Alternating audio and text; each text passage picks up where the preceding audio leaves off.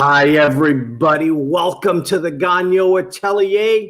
I'm your old pal, Tim Gagnon, and this is the Modern Masters Podcast.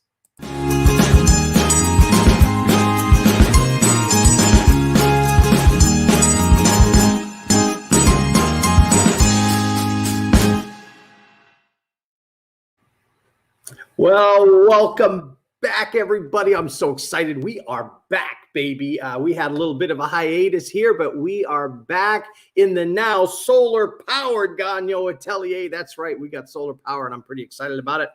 And but we are back.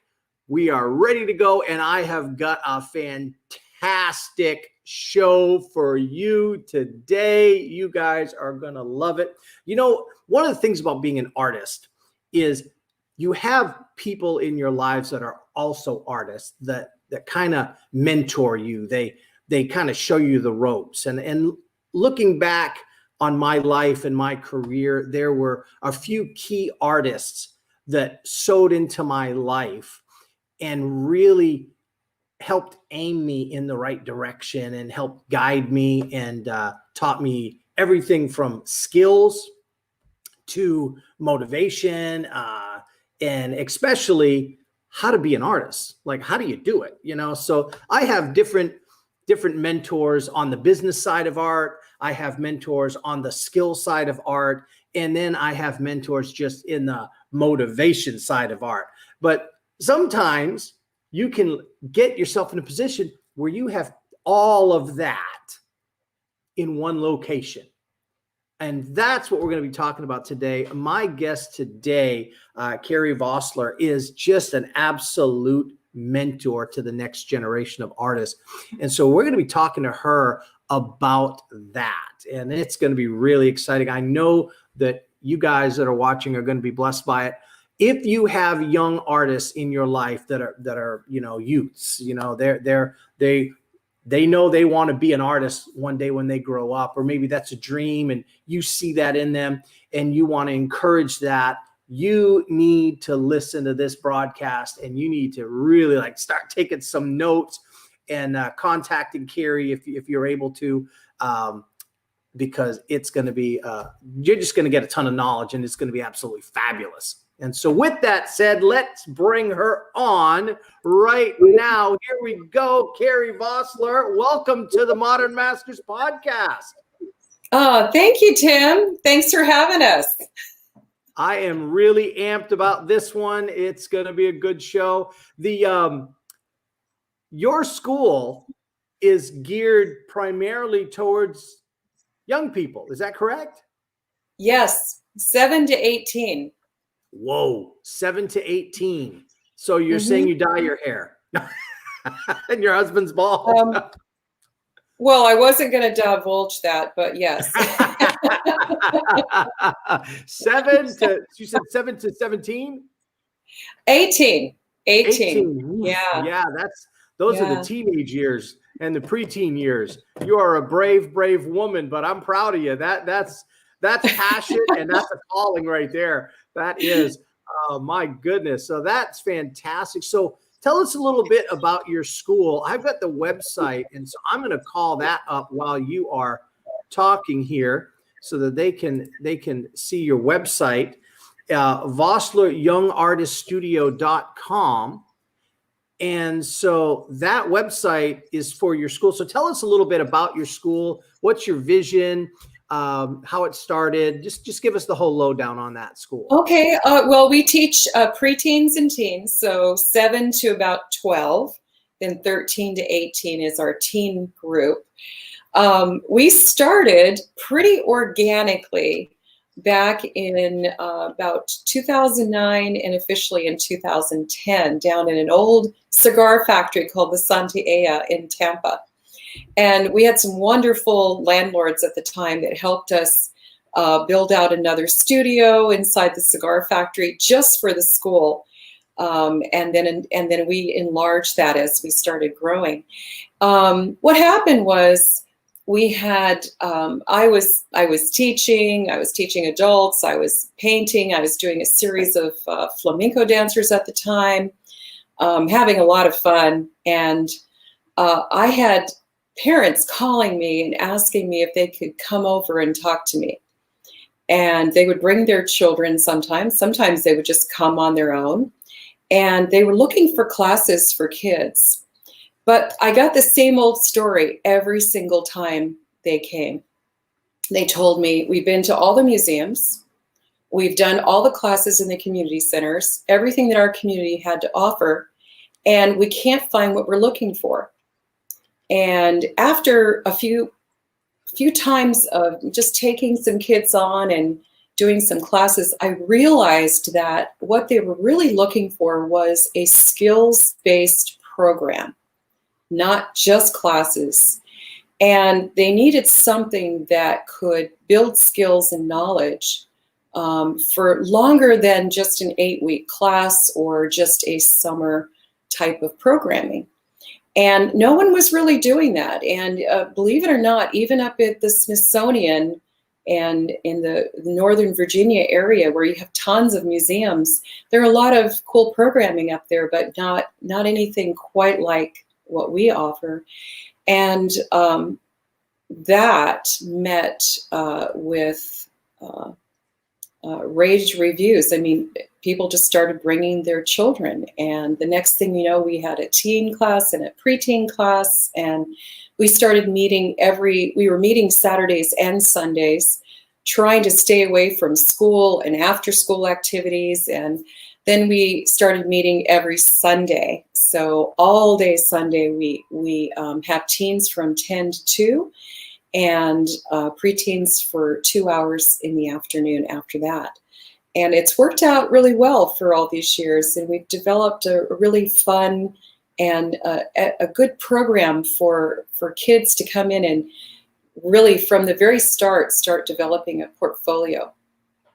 Well, that's really interesting. You know what you said. I think you're right in that there's like recreational art classes are easy to find. Mm-hmm. You know, Right. you're just going to go and you're going to play. You're going to draw. You're going to make pretty pictures, things like that. But it's a different scenario to go deeper and have that more in-depth training. You know, and so most museums, they don't have the faculty or the funding to have that next level training. They want people to come to the museum, so they offer basically, for lack of a better word, almost like a daycare summer camp events where you bring your kids and an artist, they can draw and paint and do projects, but it's not a serious thing. It's a short term. We're going to paint, draw, and do little art projects, which is fun. But I kind of compare it to my wife taught ballet for almost 20 years, over 20 years, actually. And she taught Russian Vaganova ballet, which is a very intense program. She was one of only I think a handful of people in America that are allowed to teach that kind of ballet, that are certified to teach that type of ballet. And so you had recreational ballet where it's just, you know, your kid puts on a little tutu and you take pictures and, oh, isn't it cute? And you clap and they do a little recital and, you know, and that's how it is. But then there's ballet and there's training. And when she would teach that ballet, a lot of parents would freak out because you're going to hurt my kid. It's too hard. It's this, my kid comes home sore. And she's like, well, yeah, this is the next level. Right. This is like, you know, this is for people that want to become professional ballerinas, not for people that want to recreational ballet. And parents couldn't wrap their head around that. And it was trouble for her. But Right. What your school is doing is just that. It's not recreational art. It's next level training for people that are serious about becoming artists. And there's a big difference there. Big difference there. Tell us about some of the training that your kids receive. And while you're doing that, I'm going to show some pictures of some of these glorious children and their artwork while you're telling us just about the program. We always start out with basic shapes, you know, the cone, the sphere, the block, things that are organic in nature, right? And then I can walk over to the window and say, okay, what is the shape of the top of that tree? And they'll say, a ball. and I'll say, okay, what is the shape of the trunk of the tree? And they'll say, oh, a cylinder, you know, and then they get that right away, that they're working on basic shapes, and we're simplifying a tree into a couple of geometric forms, right? Mm-hmm. And then we start them right in on the Charles Bark and Jerome drawing course, and that is this book right here. And mm-hmm. Thanks to Daniel I make Grace. My students do that as well. Yeah, that book is their nemesis. It's a lot of fun. My kids have a lot of fun, and even the youngest set can do the drawings in this book, and they do actually very well. And yes. We may teach them how to draw a value scale. I mean, I've had little girls come in that are preteens, come back the next week and tell me that they went home and did 2 more value scales and taught their friends in school how to do value scales. So nice. It's amazing how these kids really, they really latch on to this kind of training. It's always interesting to me, you know. And then we'll go into cast drawing, and sometimes we'll track them in different directions. Like we have our Écorché Horse by Isidore Bonner. And, you know, as part of that program, we have the horse anatomy plates that they can draw from the bones to the muscles. And we have some other books, George Stubbs and some other things, to kind of give them a little bit of background and a little bit of knowledge before they actually go to this horse, which is in the round, you know. And then we'll take them out to the farm and let them draw horses. Nice. And so we have a wonderful stair-step type of programming. So we can, if you know, the key thing is they need to stay for as long as possible. And for some, that's a short time, and then they come back.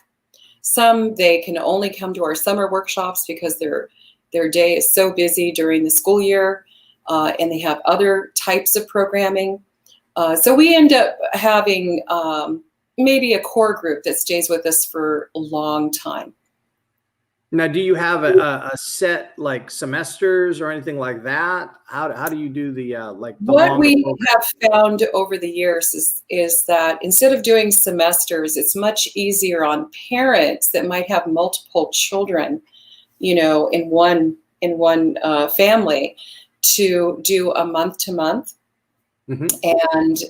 And that's easy on the family, and it's especially easy if they're bringing 2 children. Right now we have two children coming from Sarasota, and their brother and sister, and that works out great. So we try to make it easy on parents as well, so that it's not too expensive for them to tackle this, you know. So it's month to month from September through the end of May.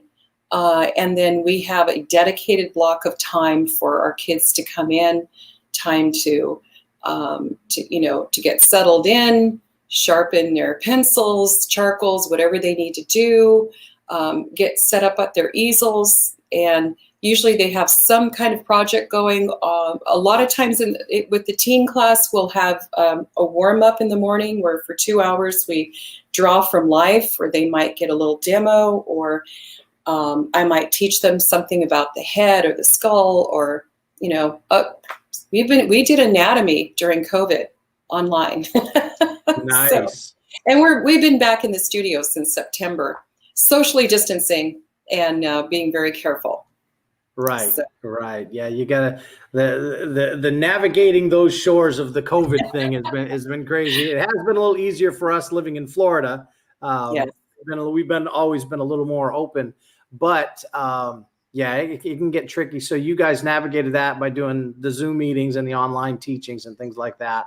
And it's been quite effective. You know, I've found that the online training is quite effective, and it worked out. There were a lot of artists that they weren't prepared for when COVID hit, and then they were like in panic mode, and they were behind the curve on the online training, online learning. There were other artists that were already, they had YouTube channels, they had a presence online, they were doing training. Right. So they were just, when COVID hit, a lot of those artists have had the best years they've ever had because of COVID, you know, because they were already doing that, but then all of a sudden it was the only way to do things, and their businesses exploded. So COVID, you guys were able to navigate it and stay afloat and get it done. So that's good. How did the kids handle the difference between being on site and online?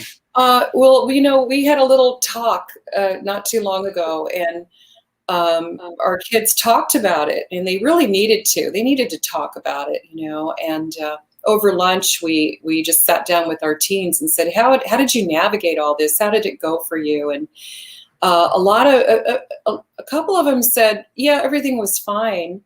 But those are the kids that are really self-motivated. So some kids had trouble with motivation, you know, and others had trouble with the fact that their computer was also in their bedroom where they sleep. And so finding a definition between, you know, where they're going to be doing their online work and separating that from where they sleep and where they do maybe something else in their room, that's a pretty small space to operate from. But, you know, if you have other members and parents online, you know, doing their own work, you have to find a quiet space to go work. And then it's technically a little bit challenging.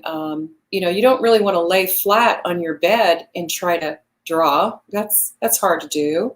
Right. And it's not good on your back to sit on your bed. Well, yeah, right? Kids are made of rubber, though. You know, they. Right. When I was a kid, we would draw on the kitchen floor. Right. But our kids, you know, they struggled a little bit with that. The young set didn't come back. And we tried to go online with them. I went online with preteens and teens early on last spring, and the teens did okay, but the preteens had to keep going and getting mom and dad from the other room, especially if they were really young. And so that was tough. So we dropped the preteen class and we kept the teen program online.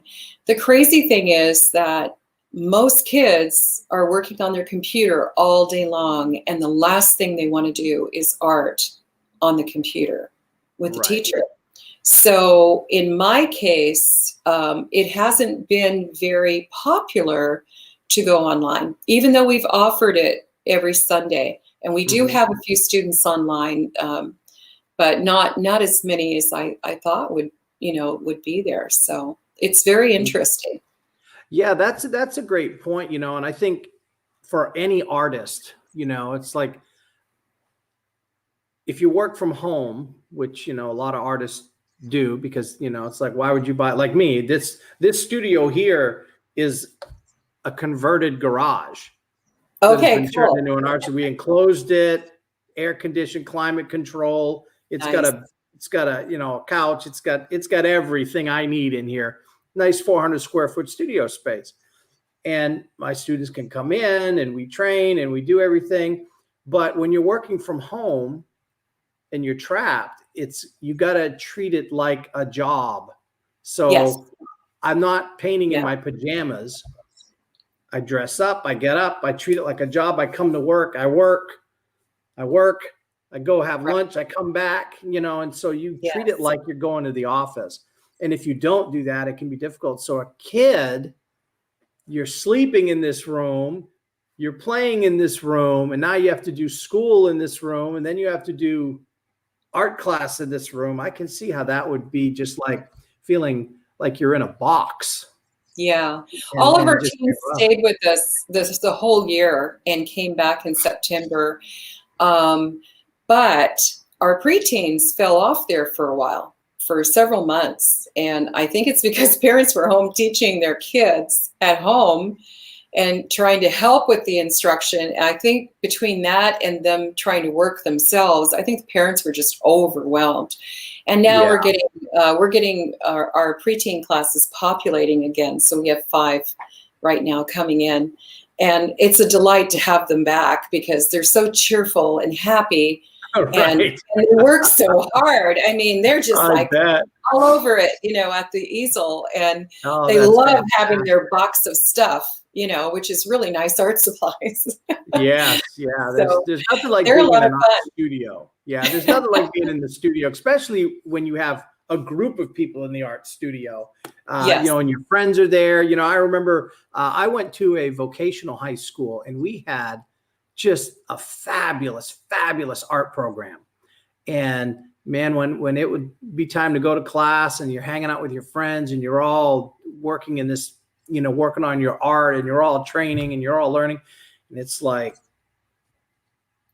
you feel like you're home, you're in your element and it's exciting. So I can see those kids coming in and beaming and being excited, and they must develop quite a relationship with you and your staff there. We try to have a lot of fun with them. And the preteens are a little different than the teens. We have a little more play built in, meaning that sometimes we draw animals, but we do it in a way that talks about, some of the classical language, and we'll describe things in a certain way, and then they have to look at shapes and negative space and angled line, and trying to get their minds wrapped around that. So it works out. And we do that. You popped a picture up there of some of our younger kids doing some kind of fantasy drawing where we're imagining a cone in space. It's right here. And we're trying to figure out where the light source is.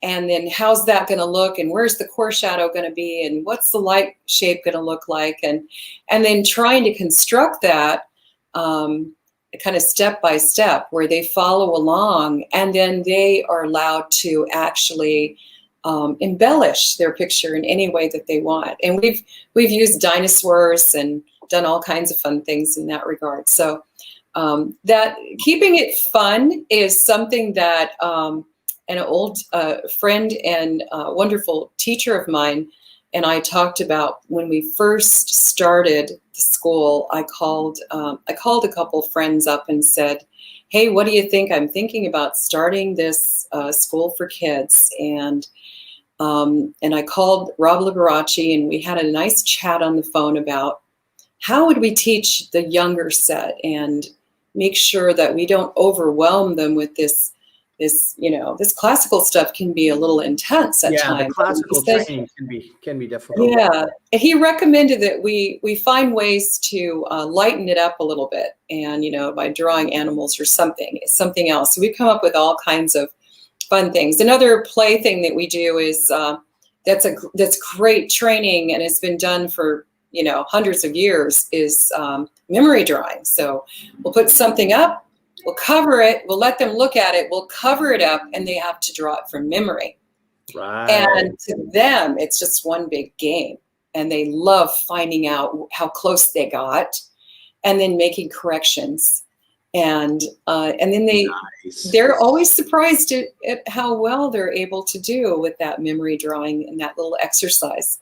So we find all kinds of ways to exercise the mind. Right. Get those skills kind of set in motion. That's fantastic. So when you're taking the training for the little kids, talk to me about the major difference between the way that you train the young children and the older youth, the training that they get in an atelier style format versus the traditional art class in school or in a program, say at a museum or things like that. Obviously, we've talked about how, at most museums, it's more like a summer campy fun. We're going to do a little art projects. It's not serious training. But when you're in high school and you're taking an art class, what's the difference? And like I work, I'm an adjunct professor at my art at the art department at my local college here. And I see the difference between atelier training and the traditional college art courses, and it's a big difference in how they train. I've had people with master's degrees in fine art come to me and they're like, no one's ever told me that in my entire life. I've got a master's in fine art and I never knew that. How has no one ever told me this? And I'm like, I don't know, because that seems to me like basic information, but they were never taught that. And they've got a master's degree in fine art. So talk to us about the difference that if I'm a parent, I'm going to bring my kid and I'm going to say, I want you to teach one of my 5 children. Yeah, it's a lot of kids, but I want you to teach one of my kids and I want to put them in your program. What's the difference that they're going to get from that? Well, let me tell you the story. So another person I called when I decided that we needed to take this next level is Tony Ryder.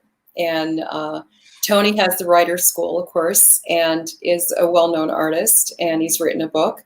And I said, hey, Tony, this is what we're thinking about doing. What do you need from someone just coming out of high school entering your program there at the Writer School, which is an atelier? And he said, well, I would like them to have a little drawing experience. I'd like them to have experience drawing from the live model and a little bit of knowledge, just fundamental knowledge. And so that mission for us was born right on that phone call, that we needed to focus on fundamentals and knowledge-based programming so that when one of our students graduates from high school and is entering any kind of school, whether it's an atelier, an academy, a university that has an art program, an animation program like Ringling, we want them to have a really good, strong, fundamental knowledge base with a lot of drawing experience and understanding of how to turn form, how to draw something and make it look realistic. So that was the premise for our school and its mission. And then we realized that, wow, if we could send our students off having some really good fundamental knowledge and some experience, like some of the drawings you see behind me. This is Michaela, age 14, and she's doing cast drawing. She's done 8 summer workshops. She's gotten a scholarship with the Portrait Society of America. Is this her in this picture that you sent me here? Let's look at this picture. That's her? That's Michaela. Yeah, that's with our wonderful founder, Edward Jonas, and his wife, Christina. Of course, we lost Ed this past year, and we really missed him. Yeah, he was also on our advisory board. Oh, and really? That's Michaela and her mama Lynn. And and we had a really nice time. And another one of our students has gotten several scholarships, and and Yates in particular had a couple scholarships with the Portrait Society of America. That is such a huge opportunity for a young person to have. And when you see that piece of art behind you, that shows you the skill. It's actually the one that's over here, so I have to go a little wider, zoom in. Here we go. I can fix that. There we go. There you go. This one. This is our cast from the Caprioni collection, Joan of Arc, and it's a mask. It's a beautiful, beautiful head. Nice. And when you see that, shows you, one of the things that I always tell my students is hard work beats talent when talent doesn't work hard. And people think that art is this magical, mystical thing you're just born able to do. And they say, oh, you're just born, that's God-given ability and all this. And they don't realize that's kind of insulting to an artist because of all the hard work. Yeah. It's skill-based. And if you have the drive and you have the desire, anybody can get to a very high skill level if they work hard at it. And it's that 100-hour thing, right? You put 100 hours, 1,000 hours, a few miles. Yeah, you know, but you see a 14-year-old girl drawing like that, and you think, oh, she's a prodigy. No, she had training, she had drive, she had a mentor, and she worked her little tushy off. And that's what she's capable of now. And in 20 years, what's she going to be doing, you know? She started when she was 8. So, yeah, so you're right. It's more about what I would tell parents is and parents understand this, you know, because they've already had to do something complex. It's consistency, like getting to the studio every weekend, you know, working through everything every weekend, taking some adjunct things that, you know, that are happening around here that we can offer them, taking my classes, which are free to them if they're in our program. Oh, nice. And so they can come out and paint with me, and a lot of them have. It's consistency and staying with it for a long time. And, you know, if you consistently work, we're going to help you build up your skill and knowledge by challenging you a little bit each time you come in. So that's important. You have to be challenged so you can have growth, you know. Right. And so that's what we love about the bark drawing course. You know, it starts out with a singular little eye, a little bit and a part, you know. Yes. A bit and a part. So we start out with very basic. My students are crying right now when they see that. My adult students are like, no, not bark drawings. And I'm like, yes, you need bark drawings, and we're going to do these bark drawings, and you're going to like it. And they're like, no. But who is this beautiful child right here that just melts my heart to goo? Look at this. Oh, yeah, that's Alexandria. Yes. And look at that bark drawing. Now, that's her drawing right there. That's her bark. Look at that bark drawing. Okay, viewers, look, how old is this sweet child? I think she was probably, let's see, she's in our teen class now. She was probably 11. So 11 years old, and look at that bark drawing. Absolutely fabulous. I'm so proud of her, and I don't even know who she is. Look at that. and it's just so well done. That's what people are capable, what children are capable of doing with mentorship, with training, and being put in a place where you can really stretch them and watch them grow. And you teach them a process. You know, that's important. That process, like step 1, what do you do? Step 2, what do you do? Step 3, you know, and it's important to have that process and that knowledge of what to do. And at the same time, I teach them how to check their work as they go. So, okay. And then we also teach them, you know, I ask them a lot of questions to get that critical thinking going, because if you just sit and lecture, you know, especially teenagers hate that. Oh gosh, no, you can't lecture. If you just sit and lecture, they fall asleep on you, you know, and you got to be careful. I got a couple college students that do the same thing. Yeah. So as soon as here at the atelier, we really focus on not just telling them how to do it. We show them, right? We demonstrate for them. We explain what they're doing.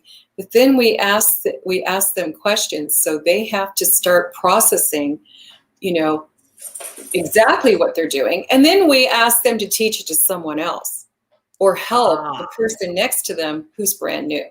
Nice. And we have 2 teaching assistants, Spencer and Michaela, are teaching assistants, and they share that, where they help teach the preteens with me in the afternoon. And they learn to teach. Let's see if we've got pictures of them. Here is a young man teaching a class. That's Yates. He was our first teaching assistant. He's now he's a graduate of Angel Academy of Art. Oh, and he's very nice. He comes back every summer, helps us with our programming, helps develop it, and he teaches it. And he'll be back this summer. So he went through your program, and now he's thriving in his own art career. That's fantastic. And then here's a picture of Celia. Okay, so this is one of your student teachers. That is Celia Liberace. She is one of our summer workshop teachers. She'll be teaching with me in McLean, Virginia. She did not go through our program, but her sister took one of our summer workshops, Ava. Nice. And Rob and Lina were totally on board with that because they think fundamentals are important. Oh, yeah. There's nothing more than fundamentals. I mean, it's like, you know, one of the things that I like to do, and some people think I'm crazy for doing it, but I'm like, you have to do it, is every 6 months, I take an entire day and I do nothing but value scales and color wheels. and I'll do the color wheel. What I do is I do a color bar. I call it a color chart. And I basically take the 3 colors, make the rainbow across this way, and then I fade each color up to white and I shade them down to black, every color. And I do that and I spend hours making sure it's perfect and flawless. There's a wall on my on the back wall here. I'm doing a gigantic one of those with paint because it's so important. The fundamentals are everything. And when you teach that to young children, they keep that the rest of their lives. Yes. And you know, that most basic fundamental is drawing. If you learn to draw and you understand your scales, you know, this thing right here, you understand your scales and value, then bridging into painting isn't so complex, but there's so much more that you have to learn when you bridge into painting, right? Then you get into color theory and how to apply the paint or the pastel or, you know, whatever medium you're going to be working in. So we keep our students, you know, we work them through a lot of bargs and a lot of original work because that's what universities want to see. Yeah. So we have to be careful that we make sure they get a lot of original concept work. And then we take them outside as much as possible. And, you know, especially in the wintertime down here in Florida. Oh, yeah. And then you do that this summer. Yeah. And then when we know that they've got a really good you know, a really good knowledge and skill of drawing, then we will, like, Michaela's going to do, she's already got a still life set up in the cast room, and she is going to be doing still life, but she's going to be doing it with pastel, which is one of my mediums that I work in. So I'll be teaching her how to do pastel, and that'll be a full color piece for her. And yeah, so that's going to be really interesting and fun for her, and she's excited about that. Yeah, so you're taking young students from the very, very basics, value scales, sight size drawing, chiaroscuro, shading, all of those things, doing barg drawings, cast drawings, life drawings, all the way to now with your students that are in high school, you're taking them, let's start helping you prepare a portfolio to present for college applications or an atelier school. And so that is huge. Well, and last summer, Yates was home. He did a wonderful course on grisaille painting, and I think you have a couple pictures there. Josephine and a couple of other students, I think Zoe, and I think Josephine even brought her mom, and they did grisaille painting with Yates, and so that was fantastic. I have that one. Yeah, you should have a couple. Oh, that's Don Whitelaw painting one of our students at a workshop. So we try to involve our kids as much as possible when these visiting masters come in to the studio. Right. And I have this drawing. This is the cast drawing. I don't believe I have that one on file here. But, you know, again, you're taking these young people and you're training them in a very, very specific charted course to take them to becoming professional artists one day, you know? And so now, mind you, they may not all do that, but your level of training is significantly more in depth and more focused to let's make you an artist, as opposed to say a typical art class in high school where they're just you know, and you know, I mean, that's the thing, you know, in high school art, it's so fast, you know, you're learning this one day, you spend one day doing Yeah. a color wheel, for example. You know, when I was in the program, it was 18 weeks of color wheels, and I still twitch and blink my eye sometimes when I think of it. You know, and I remember Professor Almadova. She was my nemesis, but I love her to death now. But I was convinced I was going to fail that class because it was so hard, you know. But it was one of the best classes I ever had, looking back. But when I was going through it, I was like blood, sweat, tears, and a lot of panic mode and all of this. But was convinced I was failing it. Ended up getting an A. Let me get you that grisaille painting because it's important for people to understand what that Yes, is. let's see that.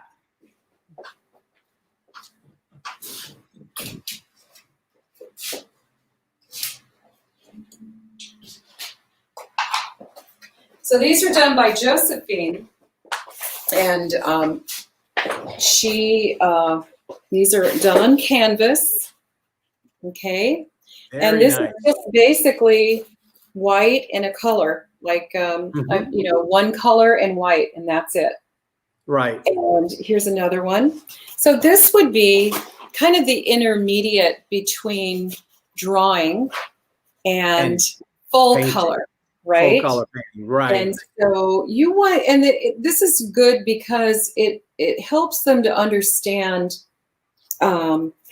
how to use the brush, how thinly or thickly to apply the paint, and why. Absolutely, yeah. Making sure it has contact, and then you're learning also. There's a little bit of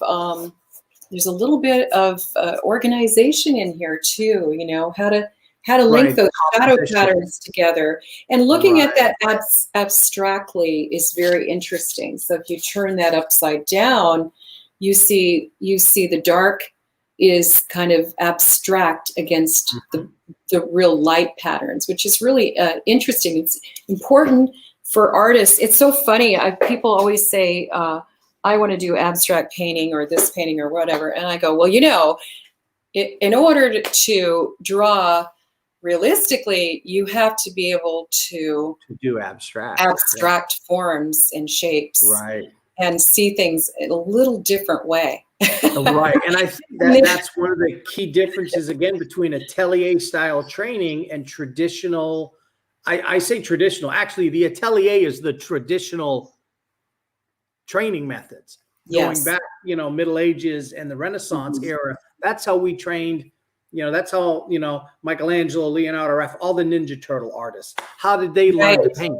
You know, they learned to paint in the way that you are teaching your children. So to the viewers, again, if you have a young person and you want them to really, and my gosh, especially if you're in the Tampa area, anywhere near there, a program like what Kerry is offering here, it's so important because you can take that young person and you can put them in a place where they're going to learn in many ways the exact same way that the old master artists, the greatest artists that have ever lived, how did they learn? It's pretty much the same way. And that makes a difference. There's a reason why the Ninja Turtle artists are the Ninja Turtle artists. They're the most famous artists in history. And because of their skill level. And that comes from the specialized training that's not just haphazard and taking things. If you want your kid to go to the next level, putting them in a program like what you're offering is the key. It is the key. And early training is so important. And I pulled up a couple of notes for you that I thought were really interesting. I was reading Richard Schmidt's bio, and I did not realize he's a wonderful, great American artist, great teacher, great painter, and we just lost him. Yeah, he just passed away just a few days ago. It's pretty tragic, but he left a legacy that's just incredible. Yes, he mentored award-winning artists all over the place. Yeah, he mentored most of the top artists today. Yes, he mentored a lot of them. You know. Yes, and he's beloved, absolutely beloved. And but he was born in Chicago, Illinois, in 1934. And his earliest artistic influence came from his maternal grandfather, Julian Oates, an architectural sculptor. But his initial training was in landscape painting at the age of 12 with a guy named Johnny Cilponi from Italy who lived in his town. Amazing. And I was studying with Judy Carducci one day. We were in France, hanging out in the south of France, and one day I looked at her, and I had already gone to the Cape Cod School of Art and studied with Lois Graffel and all these wonderful Impressionist painters with the Hinchy Hawthorne kind of legacy color theory. And I looked at her work and I said, how did you get your color? How did you get your color knowledge? And she said, well, let me tell you. And she told me the story of her parents knew that she had some talent and she was always drawing, and they found her a teacher in their local town. They had to go after that teacher a few times before she'd accept little Judy, because she was quite young, age 6 through 17. She studied with B.W. Plimpton in her atelier in Walpole, Massachusetts, near Boston. Now, the interesting thing about that is Plimpton lived in Paris and knew the Impressionists of the time. And so her experience was incredible. And that's where Judy gets her color from, you know. Michelangelo started studying at the age of 13 in his local town, because that's what you did back then. You apprenticed, right? You apprenticed, yeah. Yes. You know, I talk about that with my students all the time. We're actually studying the Renaissance right now in my art history course at the college, and they're just fascinated with the whole apprenticeship concept. Yes. You know, and you basically went and lived with your art teacher. Pretty much. They pretty much raised you. They clothed you, they fed you, they trained you. You lived with them. They basically adopt you. And it's powerful, though, when you think about that's how serious parents were to make sure their kids learned a trade. Now, back then it was considered a trade, but it was like, I'm going to give my child to this stranger who's going to basically raise them and teach them a trade. Yes. And then they're going to go be an artist and they'll do that thing. That concept is almost unheard. I mean, you would never do that today, but the next best thing is a program like yours, you know, where they can sit under a master artist. You sit under a master artist and you train with them and you learn how to do it. Yeah. A guy named Rembrandt, you know, studied at the age of 14 in the studio of a historic painter, Jacob van Swanenberg, in Leiden, Amsterdam. And that's where he got his earliest training. And Mary Cassatt started at the Pennsylvania Academy of Fine Art at 15. Yeah. So, I mean, you know, you can find all kinds of stories like that. And of course, you know, there were guilds in Amsterdam, you know, back in the day, and they were expensive, by the way. So, you know, I think for me, my philosophy is, this is something where I know my husband, my co-founder, Jim, Colonel Vosler, we've sat down and talked about this a lot. This is giving back to the next generation. Yes. And this is something I've always felt I wanted to do even before we started our school, but we were just moving around too much in the military. And you know, it's something that is so important to invest in your young people. Yes. You know, because they're our future. And absolutely. you should provide, if you have a skill and some knowledge in a fun little studio and you're a painter, why not share all that information? You know, why not be a little giving of yourself? And there's nothing more joyful for me than just doing absolutely just that with these kids every weekend. I have no problem coming in and hanging out with them. Oh, right. It's probably the highlight of the week for you. It is. It is. It's a lot of fun. And I've been trying. I've been going to conferences for years, grabbing a hold of all these famous artists, they're colleagues of mine, and going, "Are you teaching kids?" No, I'm still teaching adults. I'm like, well, how come you're not teaching kids? Oh, I don't want to teach kids. Kids are fun to teach. And they are exploratory. They're like astronauts, you know, you just throw them out into space and they'll land on their feet like cats and go, okay, what's next? You know? Right. And kids are just wonderful. And the younger you get them, the more fun they are. I mean, it's just a blast. That is true, you know, and when you get that child that truly, you know, all kids love art. Every kid loves art. But then you find that kid that is like, art is their thing, you know, yes. And children know, you know, it's like my poor mother, you know, she couldn't, you know, she's like, why don't you go outside and play? I'm like, I'm too busy drawing, you know, and we didn't have like, you know, we grew up, you know, we weren't like super poor, but we were poor enough that, you know, like I love the taste of government cheese. That's how, you know, I grew up that kind. And I didn't have paper. So I drew, when I was growing up, my mother would bring home the paper grocery store bags. And I would draw on the paper grocery store bags. So my poor mother. I remember doing that. Yeah, she would triple bag the groceries because I needed paper, you know, and my grandfather would he would do his groceries and he'd bring the bags over our house and we'd have a stack. And I would, just draw all the time. And it was like, that was my thing, you know? Yeah. And it was to have someone like you that has what I call the maestro's heart, you know, where you want to sow into the, you know, that's what they called the apprentice would call their master artist that was training them, the maestro. That's what that's the word that they used. We think of that as music, but any master artist was called that back then during the Renaissance.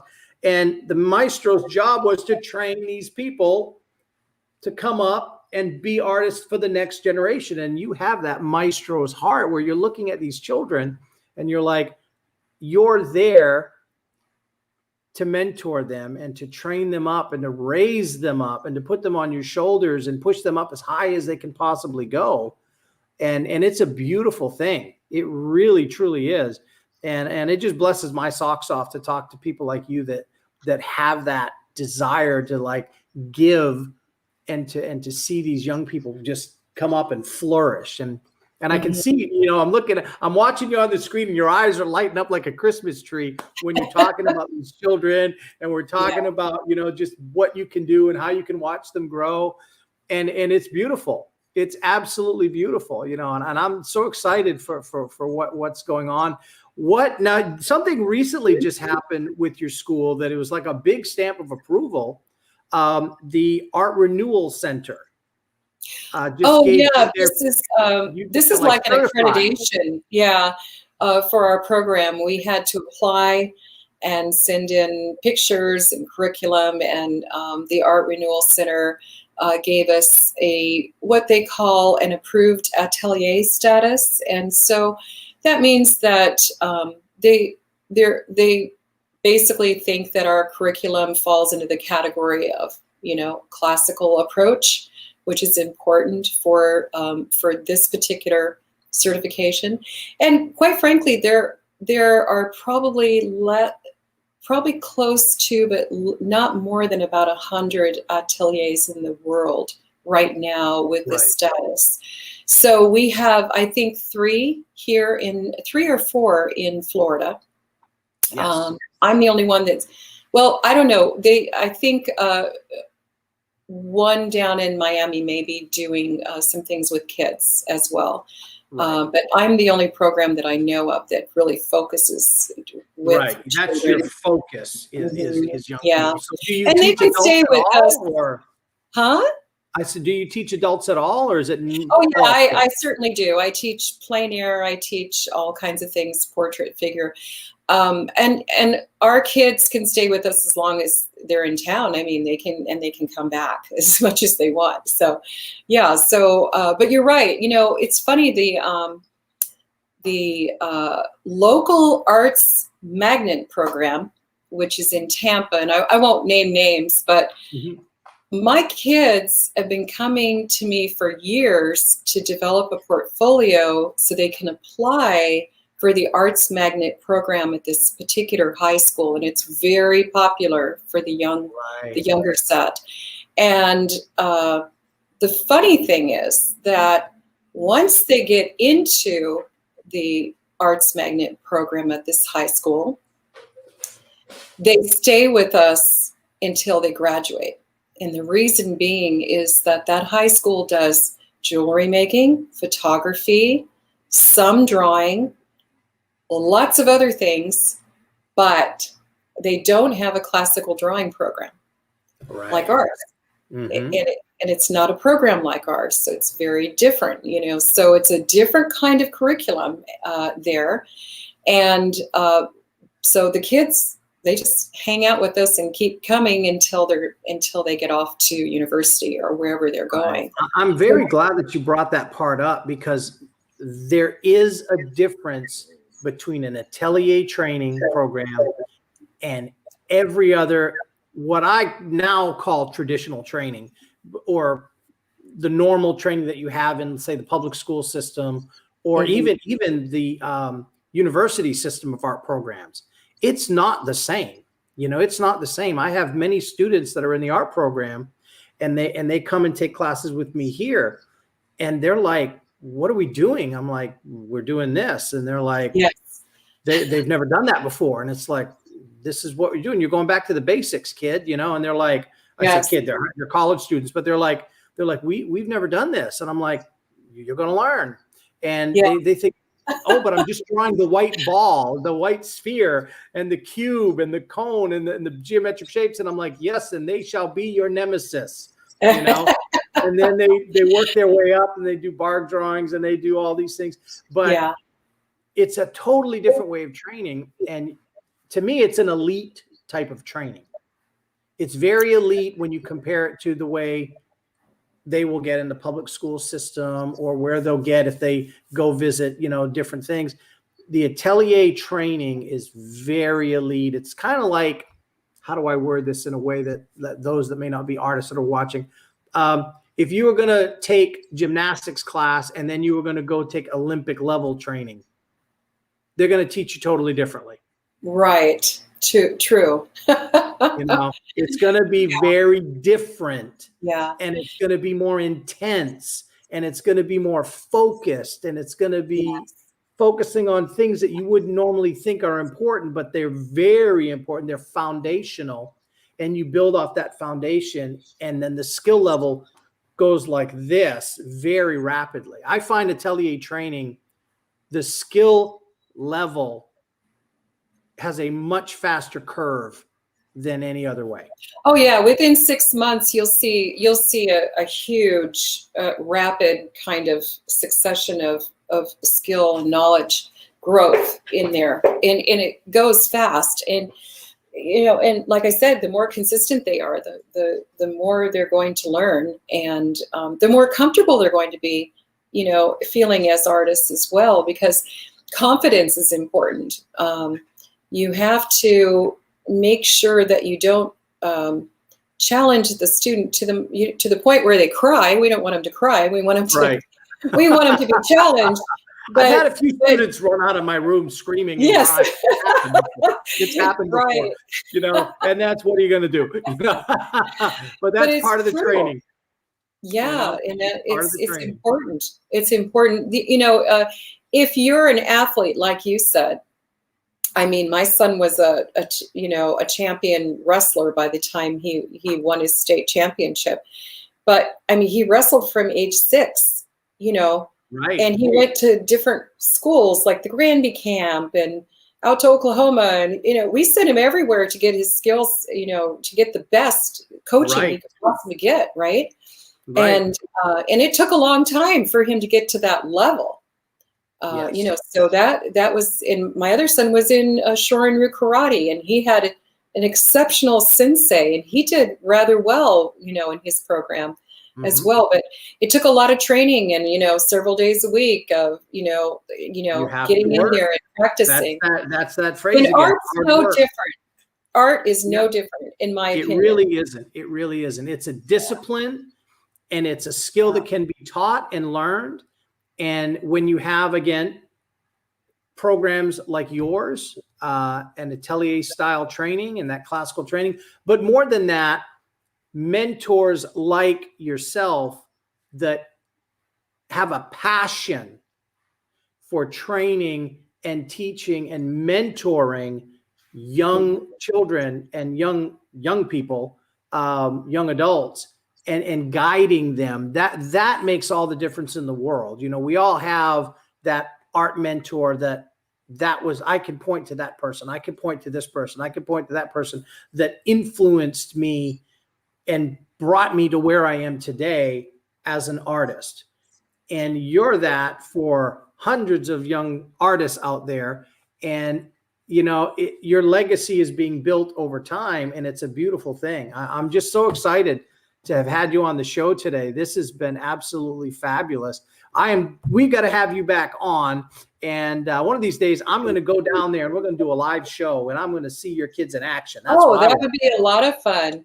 The small format of our school, if we get too many kids, we hire an extra teacher. Kids that are on this, we've got kids on the spectrum and all over the place. So, the way we teach is really important because, learning how kids learn, it is something we can do when we have a slightly smaller group. That's a hard thing for people to do when they have 30 kids and 6 classes a day. That's a little bit of a flawed system, in my opinion. You're right. But you have a very intimate, you're able to build relationships. Yes. And I say it all the time. I've said it if I've said it once on the show, I've said it 1,000 times. Relationships are the currency of the kingdom. And I stole that from my buddy, Matt Tommy. But at the end of the day, the relationships that you develop by having that small class and that intimate setting, that's what impacts those young people for a lifetime. And a real working studio. Yes. The setting of a real working studio is very different than a typical classroom where you're doing a lot of different things. Right. And that's the thing. If I want to grow up and be an artist, I can look at this person that's teaching me. They're a real artist. Yeah. And how are they doing it? And they see the day to day. I remember I want to say it was like a week or 2 weeks ago. One of the art students that I'm really close friends with her dad. I've known her since she was 6, and she's in the college, and I'm just finished my art history class, and I'm walking out of the college, and she runs out and she's crying because she bombed one of her assignments in her art program. And she was sad. She was crying. And I said, look, being an artist is not easy. There's no safety net for us. There's no, we don't have a pension plan. We don't have, health insurance. You got to work your butt off all the time to make it as an artist. And so I gave her a little glimpse of there's another side to being an artist. And it's more than just drawing pictures all day and having fun. Being an artist, so your students get to see a real artist in a real studio doing it, and that's going to be fun because our teenagers hire their own models. So I get the model for them, but they have to pay the model. So when they come in, if they're a little bit late, I'm like, wow, it's too bad you're paying the model because you're on the clock. And they always have to have a few. It's usually like a little bit, like $4 or $5. Because we share, we get a model in there, and it's like, okay, the model's on the clock, you guys. Why are you sharpening your charcoals? You should be drawing. You should be doing it ahead of time. So just those little tiny things that are part of your whole day as an artist. Washing your brushes at night so you're ready to go in the morning when your model walks in. Or your sitter walks in. I mean, it's so important, right? You get me all. I don't know if you can see my face. I'm like so excited right now. What you did, little things like that you're teaching. it just get, you know, I'm going to say to my audience, you know, if that don't light your fire, your wood's wet. Yeah. That's good stuff, you know. And it's like, if you guys have kids in the Tampa area, you've got to send them to Kerry's studio. You've got to do it. I'm going to put the website up one more time because it is just. Yeah, and we're filling up our 2 summer workshops for June here in Tampa, the Tampa Bay area. And Yates and I will be teaching. It's going to be planes of the head and features. So you're going to learn a little bit about the head and the how to planer head. draw. Yeah. Oh, my students, when I pull that out, they cry. The planer head. Oh, no, it's super fun. We call him Fred. What do you call yours? We call ours Fred the planer head. Oh, I don't know. I haven't named him yet. Oh, we name all the plaster casts have names. Yeah. Yeah. So we have a round male head. We call him, because Fred is the planer head, and we have the round head. We call him Barney. So we got Fred and Barney, you know. So we got goofy names for all of them. It's important to have that. You know, so but we're going to be in McLean, Virginia in August around the 16th. And we always get big crowds up there at the McLean Project for the Arts. That's a wonderful place. They have a lovely large studio there. And then, you know, we're happy to come to your town too. If you think you've got a few students that would love a summer workshop or a spring break workshop. We did our first spring break workshop this year, and we had a great time. Our students did still life, but we started outdoors, learning how to not chase the sun, yes. which you'll appreciate as a plein air painter. And then we went back inside, and they loved me by the time we got back indoors because the shadows weren't moving. Right. Yeah. Those moving shadows are hard to chase. That's amazing. Yes. That is amazing. Well, Kerry, I just, again, thank you so much for coming on the show. We are out of time. And thanks for having me. I am going to have you back on to talk about all kinds of things because it has just been an absolute pleasure. So I'm going to say goodbye to the audience, and then I'm going to come back on and I'm going to say goodbye to you in just a moment. So again, thank you for being on the show. Again, Tim. Come visit anytime. Thank you. All right, everybody. What a show. That was such a great conversation. You know, Kerry has such a mentor's heart, a maestro's heart for her students. And that program is absolutely phenomenal. You can check that out. Really, guys, if you're anywhere near the Tampa area, or if you're in some of the places that she's going, go to her website, Vosler Young Artist Studio.com, and check it out. I'm telling you what, they've got some fabulous programs. If you have a young person that has a heart to be an artist, they need to find a way. Even the summer programs, find a way to get your kid down there, your young artist down there to work with her, because it will be absolutely fabulous. But maybe you're in another part of the country and there's just like no way you can get down to Tampa. Well, you can check out the artrenewal.org, and they have atelier. They have all their like stamp of approval. This is a legit atelier. You can go to artrenewal.org, and you can find the Vosler Young Artist Studio on their website, but you can also find one that might be close by you. And so that would be something that I would recommend doing.